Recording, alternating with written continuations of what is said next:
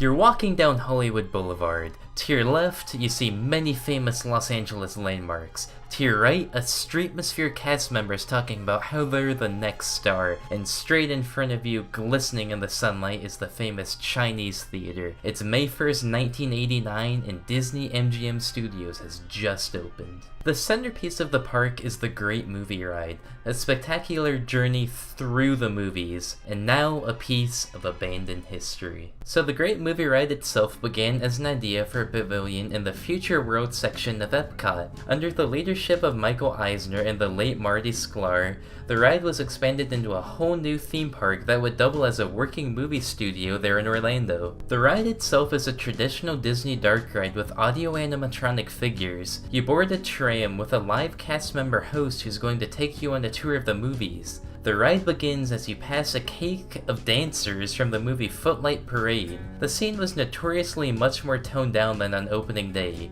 Originally, it had more animating lights, moving animatronics, and even bubbles raining from the ceiling. These were eventually scrapped as the scene often malfunctioned and never lived up to the expectations of Imagineers. After passing a few other iconic movie scenes including Singin' in the Rain, the ride is suddenly stopped as a 1930s gangster scares off the ride host and hijacks your ride vehicle. After shooting at a red light, because never run a red light, kids, the gangster then continues on with the tour, after asking for valuables, of course.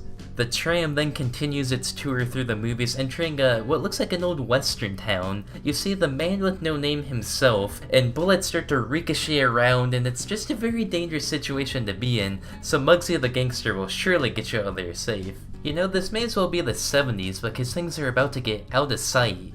Well, until an alien busts through the ceiling. You're now aboard the ship Nostromo, and have to survive along with Ellen Ripley as an alien suddenly bursts through the ceiling of the ride. For me, this was always the scariest scene of the ride, and the animatronic Ripley really has a terrified look on her face that really just captures that scene perfectly, and the animatronic alien literally felt an arm's length away. After making your way to the Indiana Jones temple set, the gangster, who turns out to be a surprisingly pretty good tour guide, spots a cursed jewel at the top of the temple. Being a thief and all, Muggsy has to go take this jewel. Despite being warned by an ancient priest not to touch the jewel, Muggsy grabs it, and then a cloud of smoke is vaporized by the curse. But in a stunning reveal, your original tour guide was secretly the ancient priest and has saved the day. And your wallets! Continuing on with the tour, you travel through movie sets such as Tarzan the Ape Man, Casablanca, and even Walt Disney's own masterpiece Fantasia.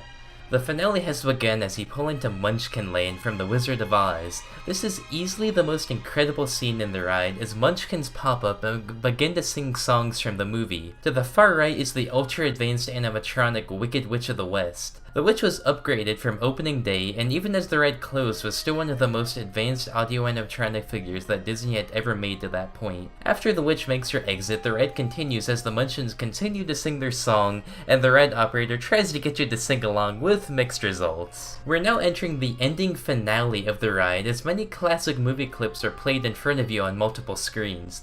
This is always very nostalgic for me as I would watch for many of my favorite movies and try to figure out ones that I hadn't seen. Overall, the ride is fairly lengthy at a whopping 22 minutes long, but it's really an enjoyable ride every time as you really get to live some of your favorite movie scenes. The live action story by the cast members is a fun touch and is really unique for a theme park ride. Unfortunately, on August 13th, 2017, the ride closed permanently to make way for Mickey and Minnie's Runaway Railway, the first true Mickey Mouse ride. It's sad to see that the last original Hollywood Studios or MGM Studios ride closed, but that shows just how much the park has transformed since its opening day nearly 30 years ago.